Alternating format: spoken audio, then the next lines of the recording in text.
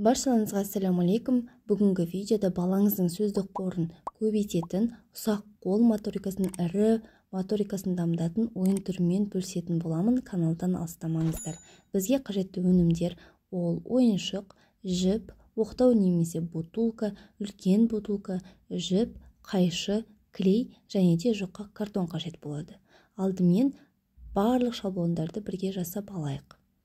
Егер де каналыма тіркелмеген болсаңыздар, тіркеліп алуды ұмытпаңыздар. Дәл осындай тамақ жеп отырған қыздың немесе ұлдың шаблоны қажет болады. Егер де дәл осы шаблонды алам десеңіз, онда менің телеграм каналымнан ала аласыздар.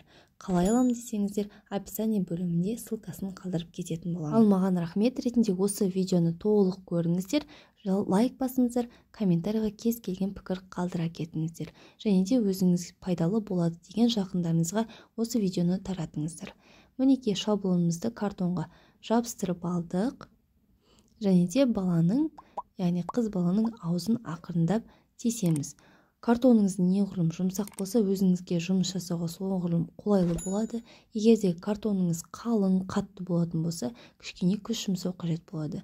Мінекей менің картоным жұмсақ болғандықтан екі қимылмен баланың аузын тестік шаблондағы. Мінекей бірінші ойынымыз дайын. Енді екінші ойынымызға кірісейік. Құралдарын дайындауға. Ол үшін бізге осылай бутылканың ішіне жіпті салу ғана жеткілікті. Жіптің бір жақ ұшын бутылкадан шығарып қоямыз. Бұл шарт. Бұл ойынға бізге қайшы қажет болады. Енді үшінші ойынымызға кірісейік. Ол үшін бізге кез келген ойыншықтың көлемі маңызды емес. Үлкен не болмаса, кіші ойыншықтарды да ала берсеңіздер болады. Және де жіптің екінші ұшына оқтауды байлаймыз. Оқтаудың орнына кішкентай баланың қолына ұстауға ыңғайлы бутылкаларды да қолдана берсеңіздер болады. Ал бисмиллах, алғашқы ойынымызға кірісейік. Ол үшін және аузын кесіп алған шаблонымызға ақырындап жіпті өткіземіз. Және де видеода көрсетіліп отырғандай, бала сол жіпті ақырындап өзіне қарай тарту керек. Дәл осы ойынды 10 айлық балаңызға да ұсынсаңыздар болады. Олар да бұл ойынды өте қызыға ойнайтыны анық. Екінші ойынымызға кірісейік. Бұл жерде кішкене ойын күрделі. Бұл жерде бала қайшымен жұмыс жасауды, көз, қол координациясын дамытуды үйренеді. Сонымен қатар бұл ойындарды тек қана ұстатып қана қоймай, баланың сөздік қорын дамыту, көбейту үшін де қолдансаңыздар болады. Яғни жіпті өзіңе қарай тарт, жіпті тарт, қи деген сияқты ұғымдарды балаңызға енгізе алады екенсіздер.